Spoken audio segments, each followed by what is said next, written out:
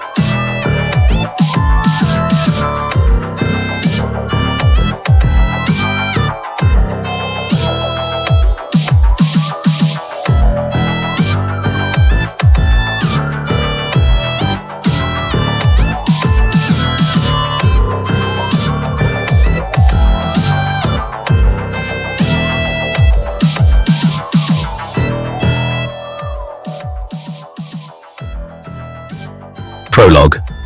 Friday was fine until everyone started eating each other. Right. Before we begin, let me clear something up. I was not prepared for the apocalypse. Not properly. I know that sounds disappointing coming from a bloke who owned 17 tins of unlabeled food, 3 emergency torches, and a machete called Susan. But there's a difference between being prepared and watching your neighbour bite a Labrador outside the off-licence before breakfast. One's a hobby, the other's a Tuesday-ending event. See, people always imagine the end of the world arriving with dramatic music, air raid sirens, fighter jets, government broadcasts with serious-looking blokes in ties saying things like, "Remain calm," which is British for, "We are catastrophically buggered." But that's not how it started. It started quietly. Phone signal acting weird. Internet dropping out. Some woman screaming outside Tesco because the card machine stopped working and she couldn't buy oat milk. Normal modern civilization stuff. Then the sirens came. Then the screaming changed. And after that, everything got very bitey. Now, if you're listening to this hoping for some heroic survival story about elite soldiers, underground bunkers, and rugged action men with perfect jawlines, you've taken a wrong turn somewhere. This is a story about a council estate, about bad tea, questionable survival decisions, improvised weaponry, and a group of deeply unqualified idiots trying not to die in increasingly embarrassing ways. There are no heroes here, just Gary. That's me, by the way. Prepperish, divorced-ish, emotionally held together by caffeine, paranoia, and supermarket biscuits.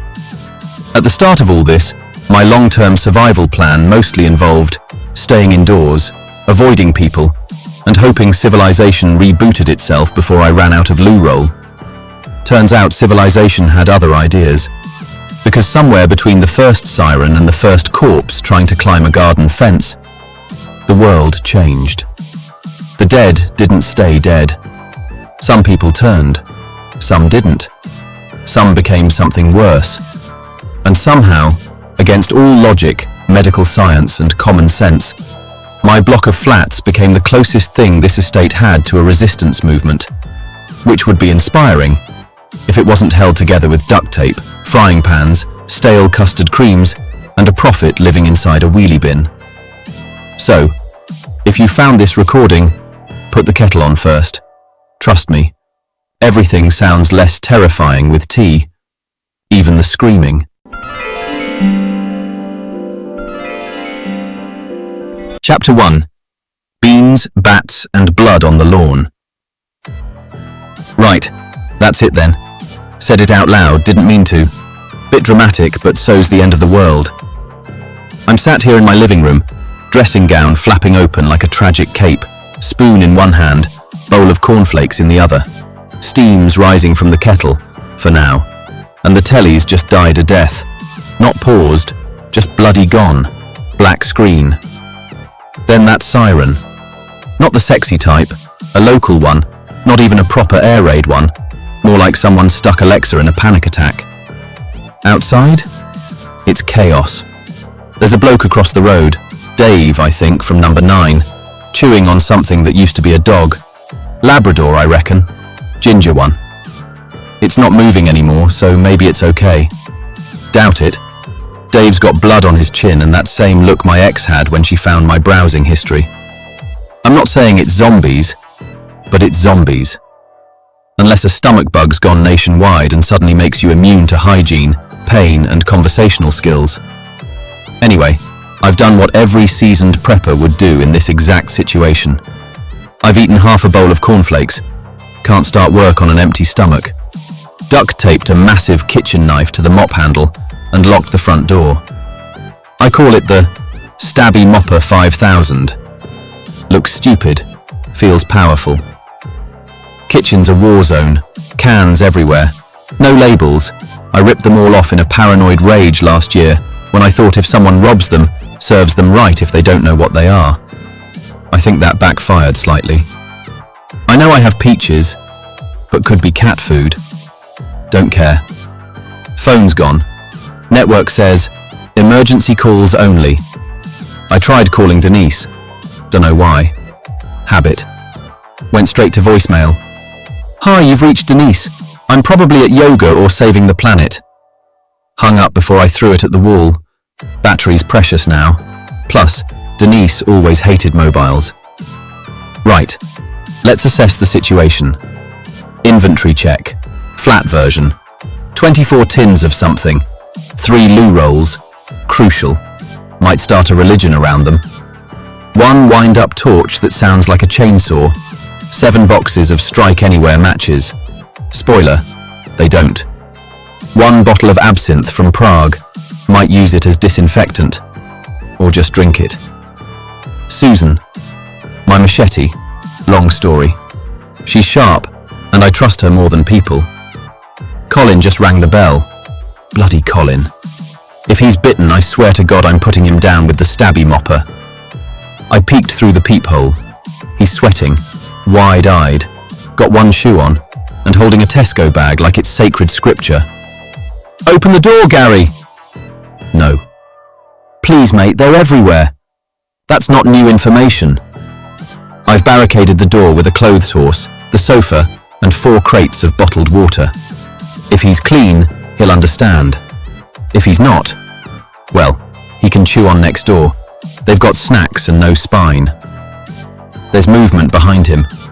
Not normal movement. That stagger waddle with arms out like a drunk mime artist. Yep, another one. Wearing a traffic warden jacket. Figures. Even in death, they're pricks. Colin bolts. Good lad. The zombie stumbles into my recycling bin, knocks it over, stares at it like it's just insulted his mum. They're slow, but I'm not taking any chances. I nail shut the cat flap. Don't know where that bloody cat's gone. Probably still out after a night binge session with the other moggies. He's locked out now. Still his fault. Should have come in when I bloody called him last night. So it's shut. Can't be too careful. Last thing I need is a zombie ferret in the hallway. It's officially begun. The end. The collapse. The fall of man, whatever you want to call it. Me? I'm calling it Friday. Because I'm ready. Sort of. Right now? I'm going to put on actual trousers, top up the kettle, and start recording everything from now on. In case anyone finds this. In case someone out there's still breathing and not chewing. Quick one before we carry on. If you're enjoying proper Prepper FM, do us a favour. Give us a like, share it around, and hit subscribe. It really does help the channel grow and keeps this kind of content coming. And if you fancy it, drop a comment as well. We might even get back to you. Right, let's get back to it.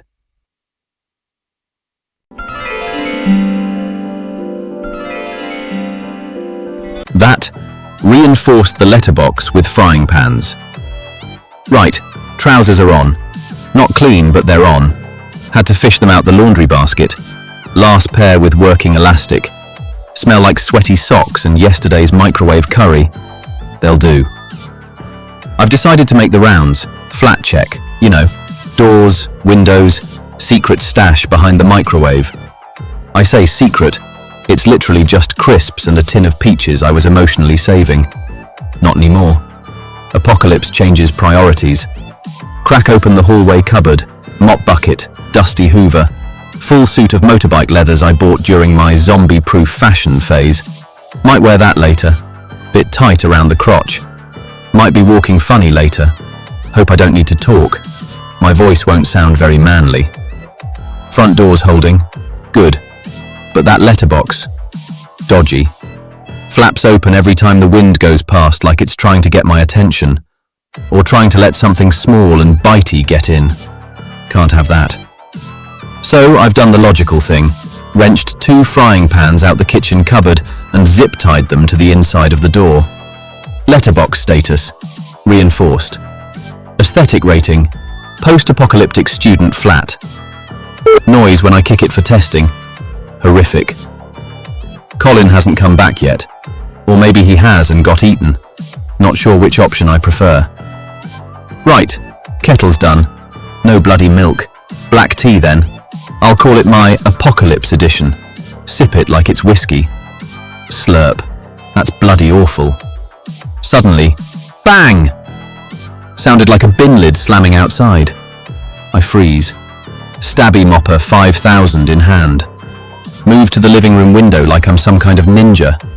Spoiler, I stub my toe on a dumbbell and nearly cry. Who the hell keeps weights in the living room? Oh yeah, I do. From the one time I tried getting in shape. Used it more as a doorstop. Peer through the blinds. There's a woman legging it down the road in full-on survival mode. Hoodie, rucksack, baseball bat, blood on her jeans, hair in a bun. She looks like Lara Croft if Lara shopped at Primark and hadn't slept in 4 days. She's fast. Chased by 2, no, 3 biters. One's in a postman's uniform. Still got his bloody satchel on. Hope he's not holding my Amazon parcel. She vaults over a garden fence like an Olympic gymnast on Red Bull. They follow, less gracefully. One of them faceplants a wheelbarrow and folds like wet cardboard.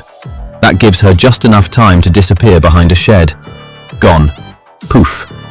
Quicker than a tax refund. I whisper, respect, to no one. Might have helped her. Might be madness. But I'm not exactly the cavalry. More like the confused bystander with a beer and attitude. I scribble a note in my apocalypse log. Yes, I've started one. Apocalypse log. Day 1, afternoon. Reinforced letterbox with cookware. Spotted functional survivor woman. Zombies still crap at climbing. Need more tea. Colin is still a knob. I stare at the ceiling. Listen. No planes. No cars. Just occasional distant screams and the eerie hum of my fridge giving up on life. That's the new normal. No telly. No news. Just me, talking to myself, surrounded by tins, dust, and impending doom. And you know what? Still better than spending a weekend with Denise and her knitwear cult. Chapter 3. Jesus in the wheelie bin. Right. It's just gone 6:30. Sky's a weird grey-orange now, like someone slapped a mood ring on a hangover. Wind's picked up too. Bin lid's doing the cha-cha outside. Sounds like the bloody Wombles are having a rave.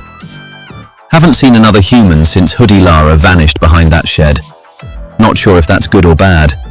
People are unpredictable. Zombies? At least they've got a consistent vibe. Hungry and terrible at stairs. Decided to do a perimeter sweep.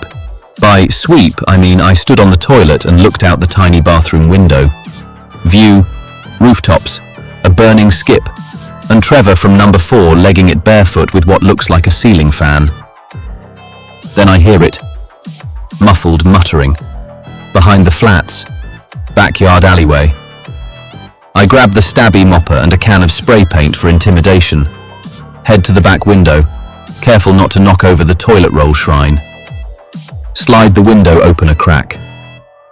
There's a man, inside a wheelie bin, lid open, arms out, preaching. I have seen the signs. The dead walk among us and they do not recycle. Not sure what's more worrying, the sermon or the fact I agree with him. He's in full-on prophet mode, beard like tangled rope, wearing a high-vis vest and nothing else. Looks like Jesus and Wurzel Gummidge had a fight and both lost. He's waving a breadstick like it's a staff. Ye who hoarded the loo roll, ye shall be judged. I shout, Oi, Moses, you all right in there? He pauses, looks up at my window like he's been expecting me. You, sir, are protected. I saw it in the crumbs of a broken Greg's sausage roll, the frying pans of fortitude. You are chosen. Oh, bloody hell. This is what I get for living near the canal. I'm not chosen, mate. I just like cookware and mild paranoia. He smiles. A full, unblinking, too much teeth smile. Then dips back into the bin like a meerkat with PTSD. Still, I jot it down. Can't ignore divine bin men. Apocalypse log, day 1, evening. Jesus lives in my wheelie bin. Might be the only religious leader I trust. Bin smells of vinegar and old fish and chips with McDonald's whipped in for good measure. Need earplugs. He's singing hymns now. Off key. Dinner tonight is surprise stew. Opened a tin that smelled vaguely of dog food but tasted like chicken curry, if you've never had curry. Texture's a bit meat crayon, but I'm alive. Still no Colin. Still no mobile signal. Still got 3 candles, 1 lighter, and a weird amount of rice. I've moved Susan the machete closer to the bed, just in case. She sleeps on the pillow next to me now. Don't judge. And if Bin Jesus is right, and I am chosen, then I better not die on day 1 from slipping in the shower or choking on a peach slice.